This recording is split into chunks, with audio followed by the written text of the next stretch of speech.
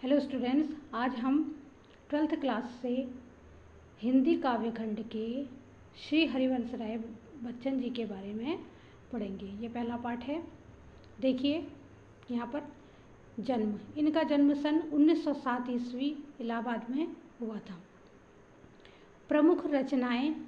इनकी प्रमुख रचनाएं हैं मधुशाला 1935 में, मधुबाला 1938 में, मधुकलश 1938 में, निशा निमंत्रण, एकांत संगीत, आकुल अंतर, मिलन यामिनी, सतरंगिणी, आरती और अंगारे, नए पुराने झरोखे, टूटी फूटी कड़ियाँ, ये सब क्या हैं? काव्य संग्रह हैं।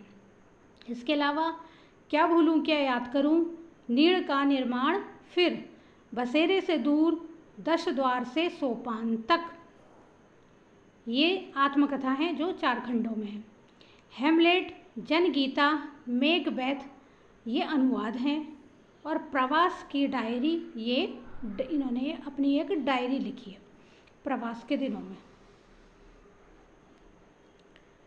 उनका पूरा वाङ्मय बच्चन ग्रंथावली के नाम से 10 खंडों में प्रकाशित है।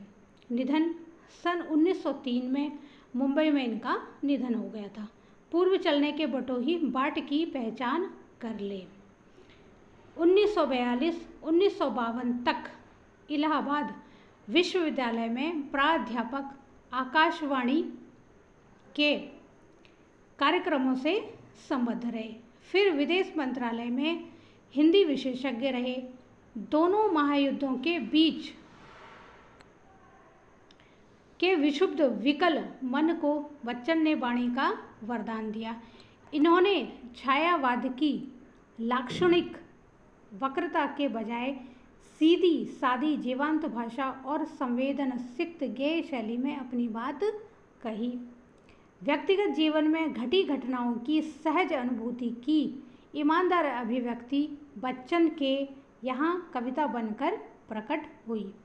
यह विशेषता हिंदी काव्य संसार में उनकी विलक्षण लोकप्रियता का मूल आधार है। मध्ययुगीन के फारसी उमर खयाम का मस्तानापन हरिवंश राय बच्चन की प्रारंभिक कविताओं, विशेषकर मधुशाला में एक उद्धृत अर्थ विस्तार पाता है। जीवन एक तरह का मधुकलश है, दुनिया मधुशाला है, कल्पना साकी और कविता वह प्याला है जिसमें डलकर जीवन पाठक को पिलाया जाता है। कविता का एक घूंट जीवन का एक घूंट है। पूरी तन्मयता जीवन से जीवन का घूंट भरें, कड़वा खट्टा भी सहज भाव से स्वीकार करें तो अंततः एक, ये हरिवंश राय बच्चन जी की सूफियाना सी बेख्याली मन पर छाएगी। एक के बहाने सारी दुनिया से इश्क हो जाएगा और तेरा मेरा के समस्त झगड़े काफूर हो जाएंगे। इसे बच्चन का इलाहाबादी दर्शन कहते हैं। यह बात ध्यान देने योग्य है कि उनकी युग बोध संबंधी कविताएं जो बाद में लिखी गई, उनका मूल्यांकन अभी तक कम ही हो पाया है। बच्चन का कवि रूप सबसे विख्यात है, पर उन्होंने कहानी, नाटक, डायरी आदि के साथ बेहतरीन आत्मकथा भी लिखी है जो ईमानदार आत्मस्वीकृति और प्रांजल शैली के कारण निरंतर पठनीय बनी हुई है। आगे देखिए, यहाँ उनकी कविता आत्मपरिचय तथा गीत संग्रह निशा निमंत्रण का एक गीत दिया जा रहा है जो 12th क्लास का पाठ 1 है, काव्यखंड आत्मपरिचय। यहाँ उसकी बात की जा रही है। अपने को जानना दुनिया को जानने से ज़्यादा कठिन है, ये हरिवंश राय जी कहते हैं।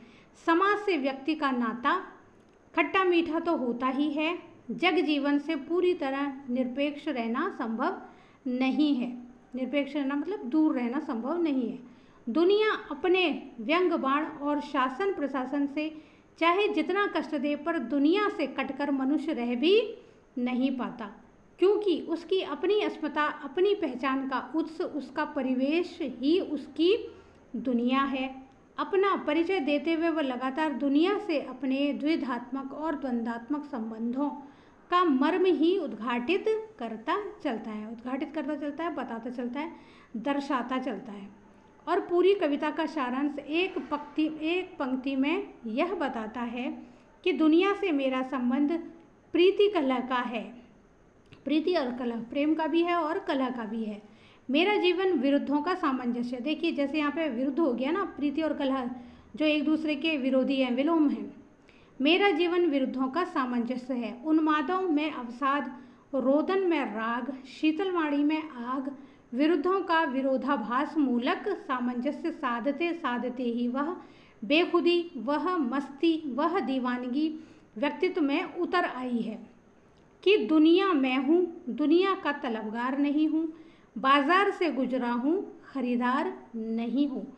जैसा कुछ कहने का ठस्सा पैदा हुआ है, ठस्सा मतलब साहस पैदा हुआ है, यह ठस्सा ही छायावादोत्तर गीत काव्य का प्राण है। किसी असंभव आदर्श यूटोपिया की तलाश में सारी दुनिया ठुकराकर उस भाव से दुनिया से इन्हें कोई वास्ता नहीं है। प्रीति कला का यही वितान और विरोधाभास का यह विग्रह इन्हें दूर टिमटिमाते तारे की अबूझ रहस्यात्मकता से लाहालोट रखता है। निशा निमंत्रण से उद्धत गीति में प्रकृति के दैनिक परिवर्तनशीलता के संदर्भ में प्राणी वर्ग विशेषकर मनुष्य के लिए धड़कते हृदय को सुनने की काव्यात्मक कोशिश है। बहुत ही सरल सर्वानुभूति बिंबों के जरिए किसी अगोचर सत्य की कहानी छुवन महसूस करा देना बच्चन जी की जो अलग विशेषता है। यह गीत उसका एक बेहतर नमूना है। किसी प्रिय आलंबन या विषय से भावी साक्षात्कार का आश्वासन ही हमारे प्रयास के पगों की गति में चंचल तेजी भर सकता है। अन्यथा हम शिथिलता और फिर जड़ता को प्राप्त होने के अभिशप्त हो जाते हैं। गीत इस बड़े सत्य के साथ समय के गुजरते जाने के एहसास में लक्ष्य प्राप्ति के लिए कुछ गुजरने का जज्बा भी लिए हुए है। ये हरिवंश राय बच्चन जी की कविता के बारे में कहा गया। उनकी कविता क्या है? आत्मपरिचय। देखिए